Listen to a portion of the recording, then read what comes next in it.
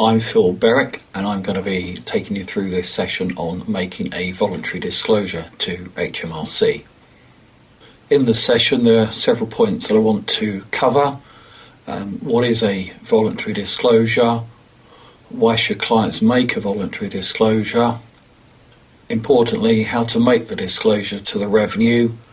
I'll look at the disclosure process, and then there are some other considerations that need to be taken into account as well.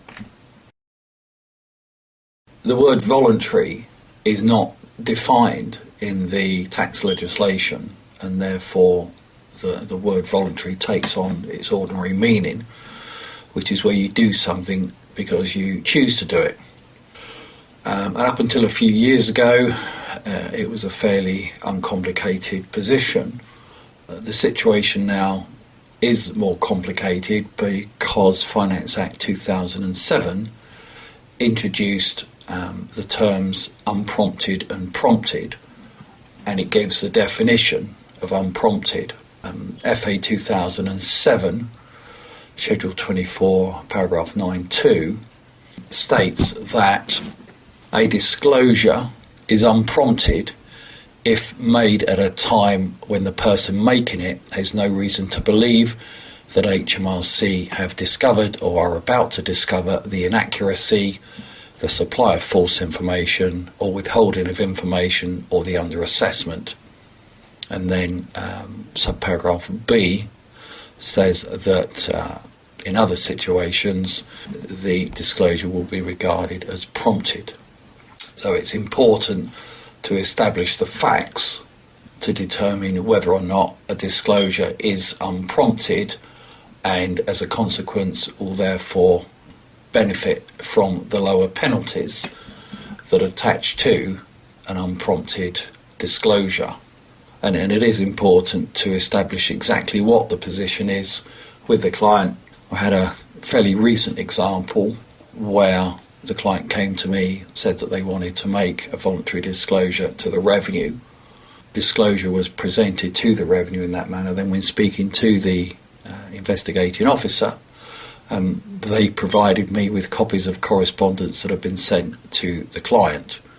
So it is important to establish the facts and see whether there has been any recent contact. And you need to see whether the client has received any recent communications from the revenue which may regard the revenue to treat the disclosure as prompted. An interesting point does arise because can an unprompted disclosure arise from HMRC intervention and HMRC communication? And my view there would be potentially yes, but it does depend on the particular facts and circumstances of the case. You may have a situation where the revenue have written to your client about a very specific issue, and as a consequence the client then makes the disclosure in relation to an unconnected area. And I think you can argue, subject to the facts supporting it, that that other area of disclosure should be treated as unprompted. I'm sure that HMRC may take a different view, but that doesn't stop you, or that shouldn't stop you making the argument in the first place, providing there are some facts to support it. HMRC have a substantial volume of information available to them, but they have limited resources, so they do welcome and encourage voluntary disclosures. Each client, and I've dealt with many over the years who've made a voluntary disclosure, will have their own reasons for coming forward. And HMRC conducted a report onto the triggers and motivators for voluntary disclosures, and I'll include a link to that report in the notes that accompany this session. By making a voluntary disclosure, that can very much have a positive impact on the management of a case, and it helps you as an advisor have a bit more control over what happens, and it should lead to a better outcome, providing that process is effectively and carefully managed by the advisor. should have a positive outcome for the client as well, particularly with regards to the level of penalties. The penalties that can be charged by HMRC now are incredibly high, even where someone comes forward voluntarily, particularly with regards to offshore sources. But by making a voluntary disclosure where that's unprompted, can reduce the impact of the penalties that can otherwise be charged, or that would otherwise be charged by the revenue. When you get a client that has a voluntary disclosure, and they're not going to be an everyday occurrence, but I've seen quite a significant number over the last 25 plus years that I've specialised in inquiries and investigations since leaving the revenue, and it's important that you establish the most appropriate route for making your client's disclosure to the revenue. Historically, the revenue have run various campaigns and disclosure facilities, including the very generous Liechtenstein disclosure facility, which is now but a distant memory. Currently, there is only one campaign that the revenue are running, and that's the Let Property campaign, which is available for individuals where there's unreported income related to residential property. Other than that, the revenue try and direct voluntary disclosures through their digital disclosure service, including where there is an offshore matter, the worldwide disclosure facility. But it's important that you consider the terms and conditions relating to whatever options are available at the time your client is making the disclosure, so that you're choosing the most appropriate route to make that disclosure to the revenue. What's important to bear in mind is that all of those current facilities that I've mentioned, the worldwide disclosure, the Let Property campaign, there is an absence of immunity from prosecution for your client. Most of the cases of voluntary disclosure, that's not going to be an issue, but where the client has done something involving particularly significant sums of money that have been underdeclared to the revenue, then that's a crucial matter, and we'll look at that a bit later on.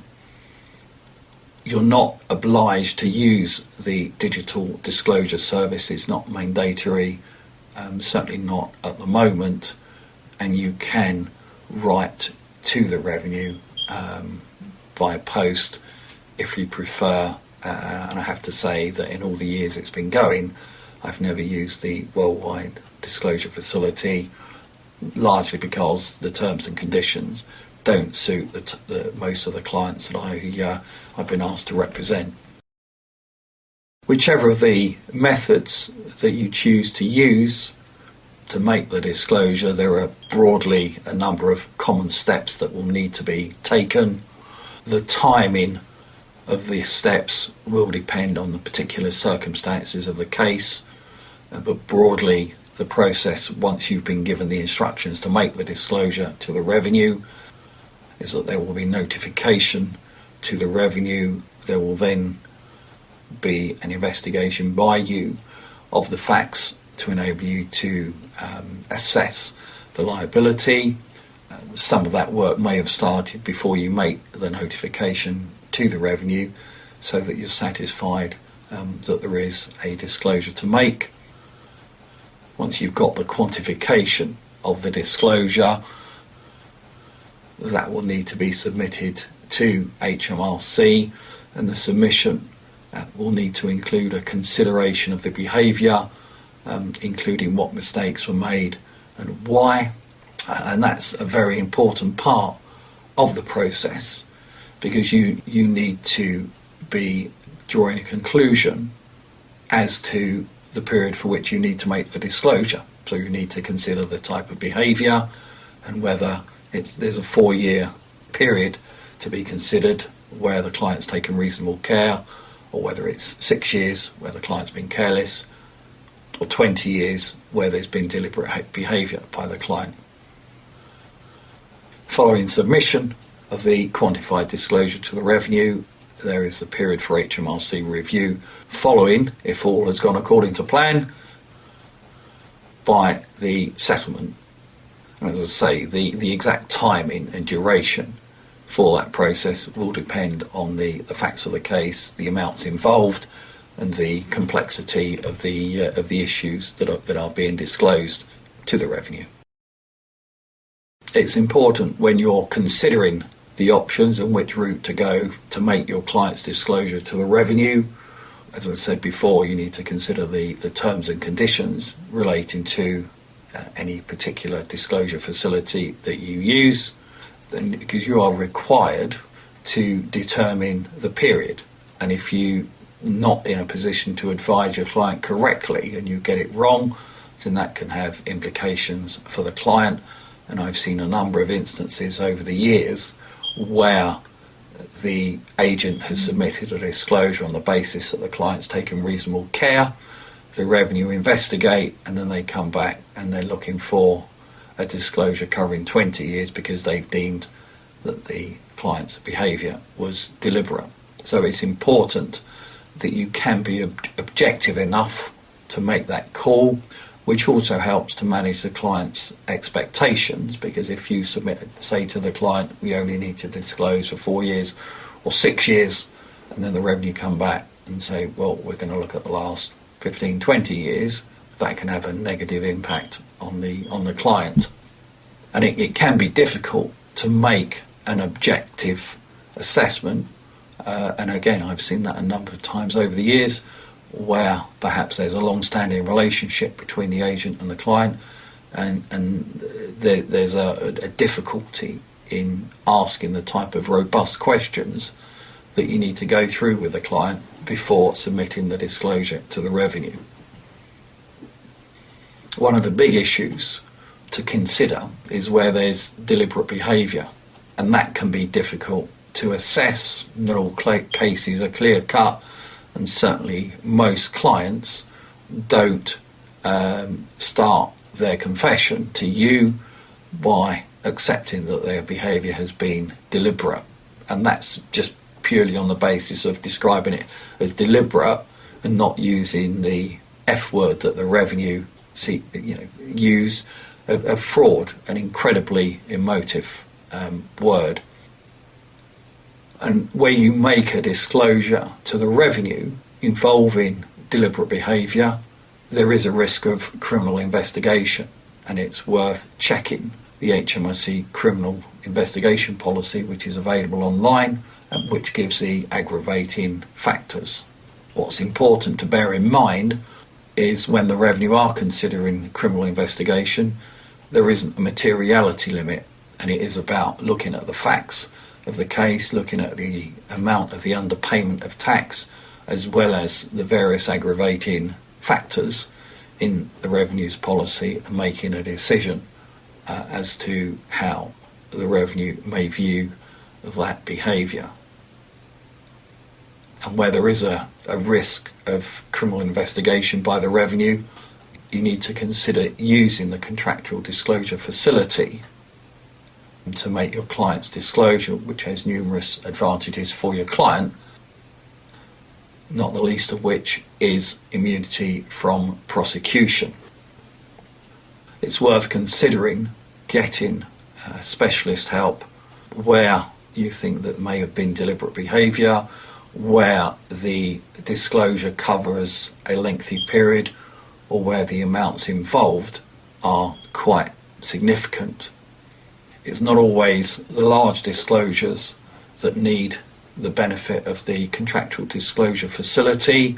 I've had a number of cases where the voluntary disclosures that were being made were fairly modest, but because of the status or profile of the person concerned, it was prudent to seek their inclusion within the contractual disclosure facility. And there will be another session that I will present shortly, which will look at the contractual disclosure facility in more detail. That brings us to the end of this session. Thank you for listening.